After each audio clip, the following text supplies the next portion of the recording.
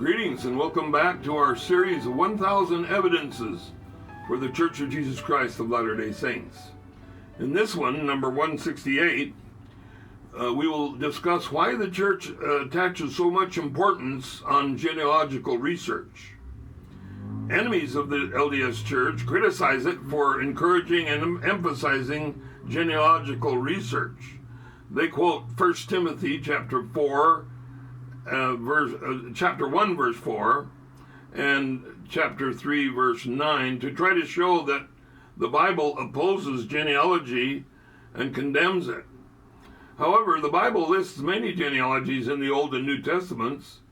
If all genealogies were foolish, the Bible would not record them. Obviously, there are good genealogies as well as those which should be avoided. What is the difference?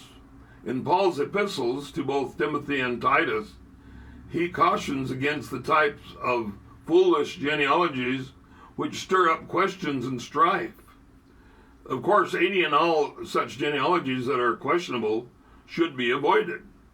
In his day, some people falsified their family history and their lines of genealogy in an effort to show that they were descendants of Abraham, the father of the faithful. In his epistle to the Romans, chapter 9, Paul rebukes the popular idea that natural descent from Abraham was sufficient to secure God's favor. In verse 6, he states that not all literal descendants of Abraham should be considered as actual family members if they are unfaithful. Such unrepentant children are removed from the family and become bastards. That's in Hebrews chapter 12, verse 8. And are left with neither root nor branch, as in Malachi chapter 4, verse 1, on the family tree.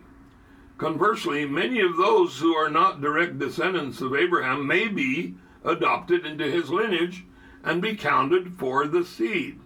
That's according to Romans chapter 9, verse 8. Indeed, Paul states that the Lord promises that those who are not my people shall be called the children of the living God. That's in verse 26. Not only are accurate genealogies valuable, the Lord has said that he will inspire those who fear my name, as in Malachi chapter 4, verse 2, to seek after their ancestors by turning their heart to their fathers. That's Malachi chapter 4, verse 6. Do you see that the LDS Church is following the Bible much more closely than any of the other churches which criticize it? Do you know of any other church that stresses the importance of genealogy research as the LDS Church does? I don't know of any.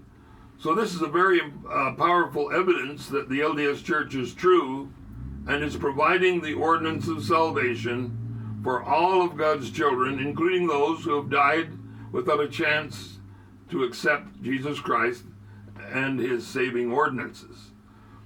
The reason that genealogical research is such a big part of the Church of Jesus Christ of Latter-day Saints is that so that we can perform the essential saving ordinances for the millions of ancestors who never had a chance to accept the gospel in their lifetime.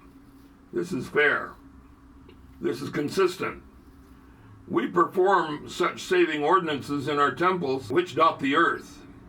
The LDS Church stands alone in teaching that God is fair and just and gives all of his children a chance to accept the ordinances of salvation.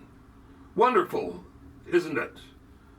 I am thankful that I am a member of such a wonderful, inclusive, fair church which provides the opportunity to be saved for all of God's children everywhere in all ages of time.